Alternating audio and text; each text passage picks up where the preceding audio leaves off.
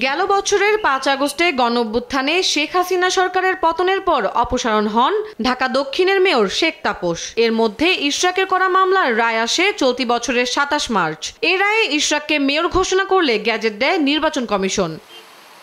নির্বাচনী ট্রাইব্যুনালের রায় ও শপথের বিরুদ্ধে গেল ১৩ মে হাইকোর্টে রিট করা হয়। রিট আবেদনে অভিযোগ করা হয় ইশরাক হোসেন স্বাক্ষর জালিয়াতি করে সাক্ষীর তালিকা বদলে দেন। নির্বাচন বাতিল চাওয়া মামলায় আবেদন করেন নিজেকে মেয়র ঘোষণার জন্য।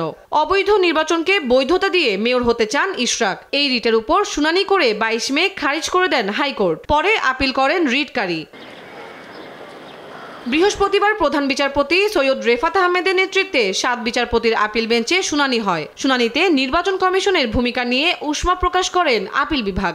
ইশরাকের শপথ ইস্যুতে নির্বাচন কমিশন সঠিক সিদ্ধান্ত নিতে ব্যর্থ হয়েছে বলে ক্ষোভ প্রকাশ করেন আদালত। আপিল বিভাগ ইসিকে সিদ্ধান্ত নিতে বলে আদেশে লিভ টু আপিল নিষ্পত্তি করে দেন। পরে গণমাধ্যমকে ইসির আইনজীবী বলেন নতুন করে গ্যাজেটের প্রয়োজন নেই। ইলেকশন কমিশন যে সম্পূর্ণ স্বাধীন এবং তার কাজের ক্ষেত্রে তিনি যে কাজগুলি করবেন এইখানে অন্য কারোর মুখোমুখির প্রয়োজন নাই।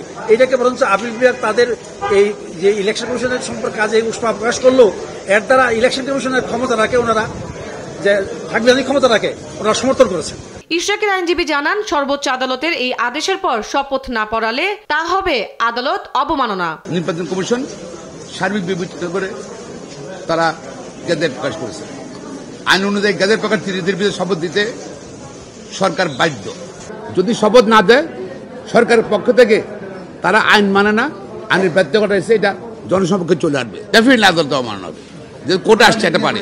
এদিকে ইসি নির্বাচনী ট্রাইব্যুনালের রায়ের বিরুদ্ধে আপিল না করলে আবারও আইনি পদক্ষেপ নেওয়ার কথা জানান রিটকারী আইনজীবী।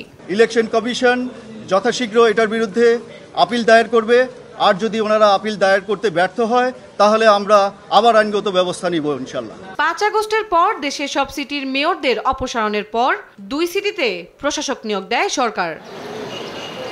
তন্দ্রা তারণ্য, দেশ টিভি, ঢাকা।